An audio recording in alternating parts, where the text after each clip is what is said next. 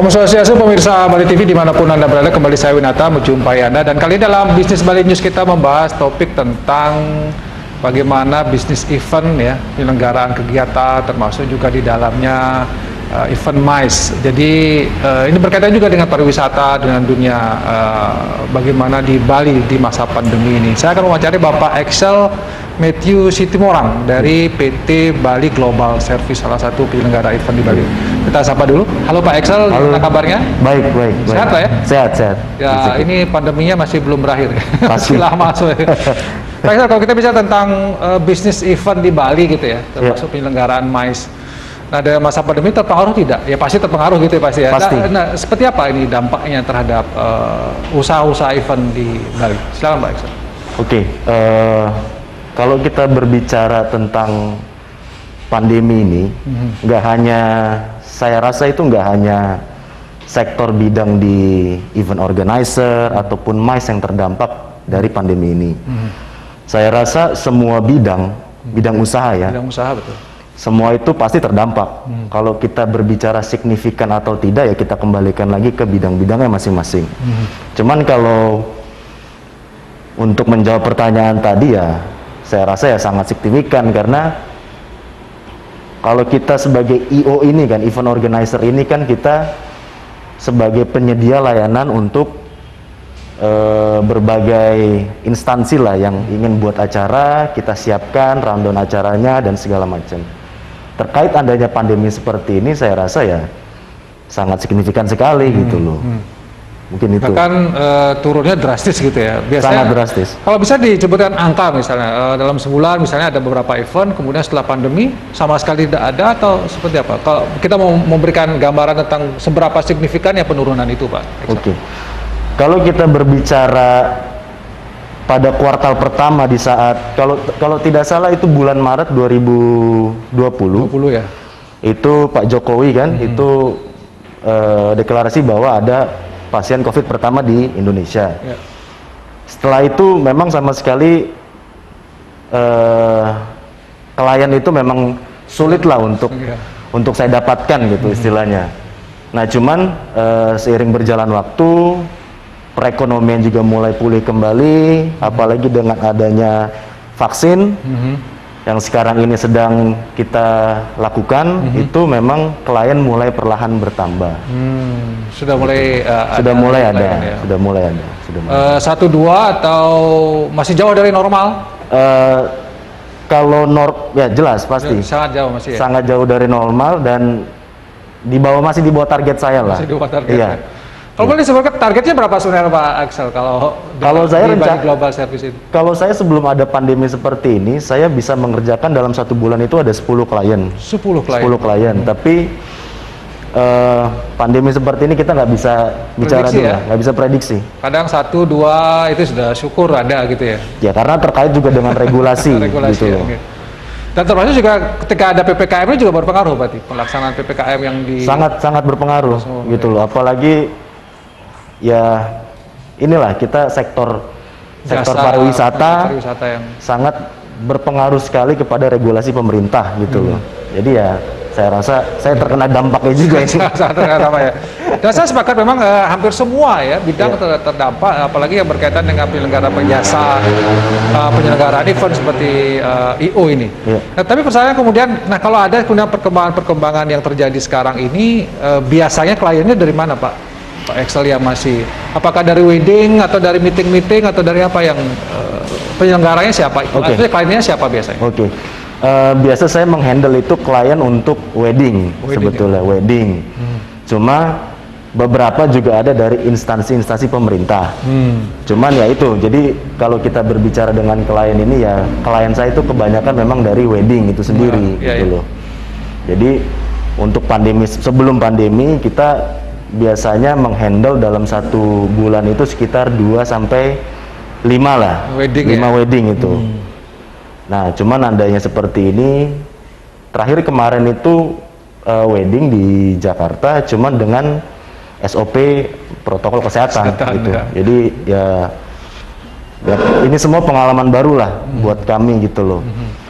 Ya saya sebetulnya dengan pandemi seperti ini ya sangat prihatin sebetulnya.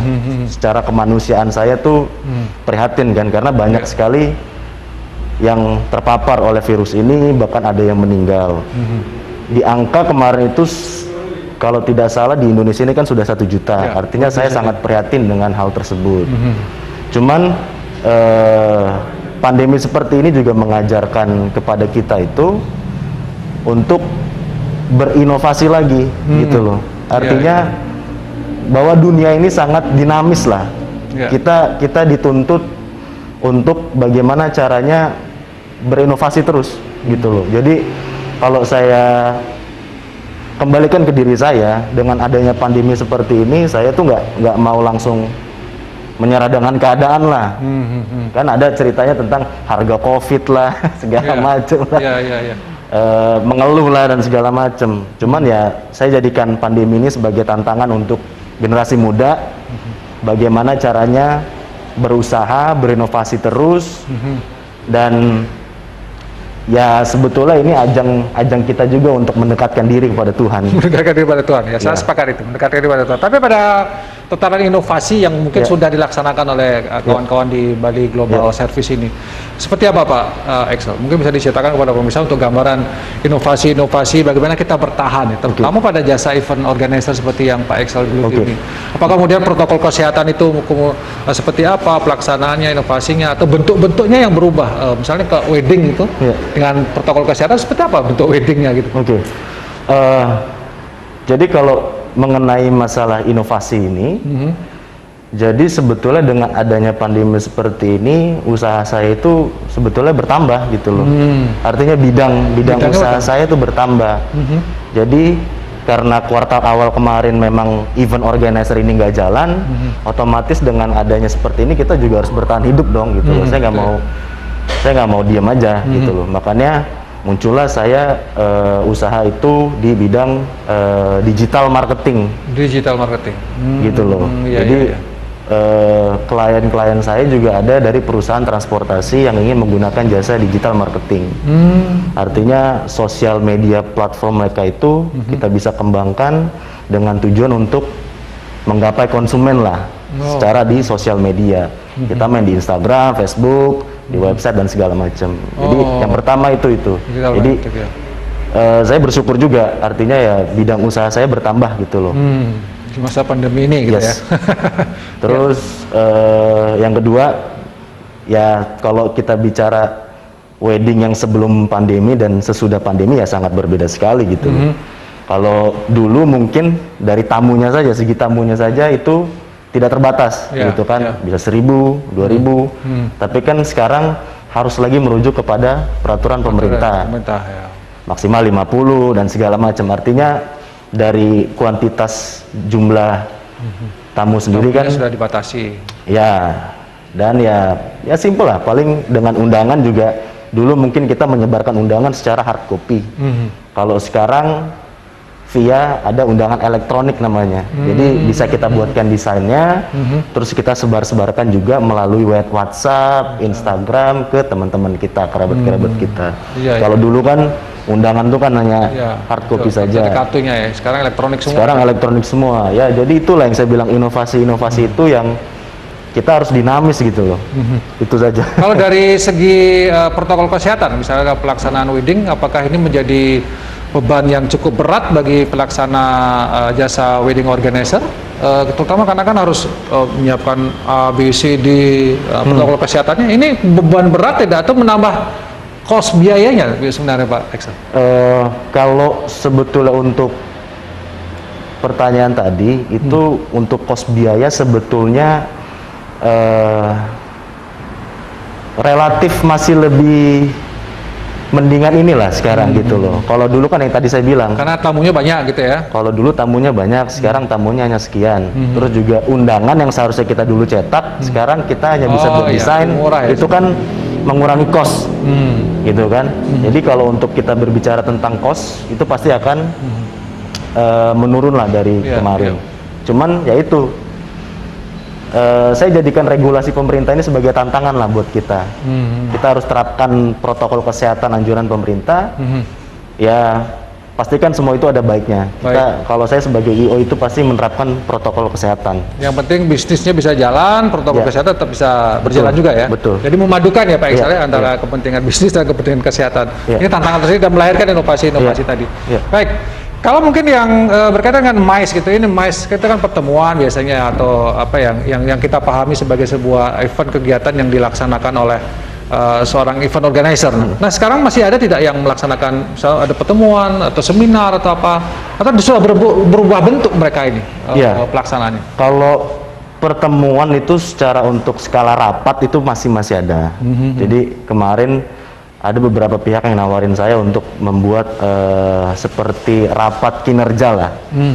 Jadi ya masih ada sebetulnya, cuman hanya caranya saja yang berubah gitu loh. Kalau dulu mungkin dari perwakilan daerahnya harus datang. Cuman kalau sekarang dengan via di online saja, jadi itu semua juga sudah bisa menghadiri meeting tersebut. Jadi perubahannya itu di situ. Secara virtual ya berarti ya? Secara virtual sekarang. Jadi rapat-rapat, konferensi-konferensi itu sekarang digelar melalui online lah. Online ya. Saya bilang, iya. Dan itu juga jasa event organizer masih tetap melaksanakan itu ya? Jadi buat rundown-nya, kemudian buat siapa diundang, bagaimana prosesnya itu ada di jasa event organizer. Iya, paling kalau tetap rundown acara ada kita buatkan. Cuma mungkin tidak sekompleks yang dulu gitu loh. Karena kan hanya beberapa orang saja yang datang. Paling itu aja. Jadi lebih simpel. Iya. Pak Iksal, kalau kita bicara tentang mungkin Pak Iksal bisa mewakili kawan-kawan yang bergerak di jasa event organizer. Nah, yang menjadi mungkin semacam harapan atau mungkin tawaran solusi yang kira-kira ingin disampaikan kepada pemerintah dalam kondisi seperti ini, apa yang Pak Iksal ingin sampaikan gitu? Mungkin ada kebijakan-kebijakan yang perlu direvisi atau kebijakan-kebijakan yang perlu berkaitan dengan di masa pandemi yang bisa mendukung dunia usaha, termasuk juga jasa event organizer ini. Ya, memang sih saya kalau saya kembalikan bahwa saya ini pemerintah lah istilahnya gitu, saya duduk di tempat tersebut gitu loh. Memang pandemi ini tuh kita nggak pernah diajarkan sama sekali gitu loh. Saya memahami bahwa sangat sulit sekali kita membuat regulasi di saat kita itu sebetulnya tidak ada pengalaman di bidang inilah gitu loh.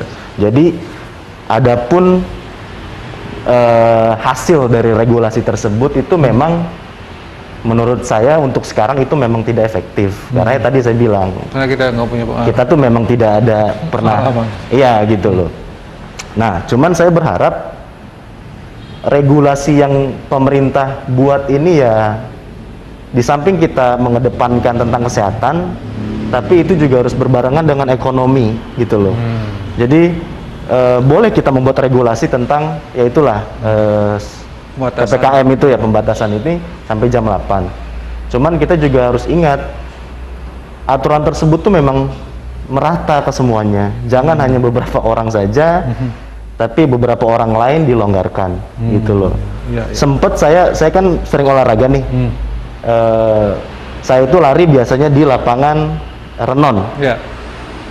Lapangan Renon sekarang itu ditutup. Jadi orangnya itu lari di sekitarnya. Dari itu kan sangat membahayakan sekali gitu loh, karena itu lalu lintas. Itu yang pertama. Di lapangan Renon itu ditutup, sementara di lapangan Puputan ya, di depan wali kota itu ya, itu dibuka. Dan nggak ada physical distancing. Gitu loh. Ya, ini jadi catatan penting ya. Itu artinya sangat nyata sekali. Nyata sekali ya, dan artinya yang bisa kita tangkap adalah bahwa kebijakannya harusnya berkeadilan gitu ya.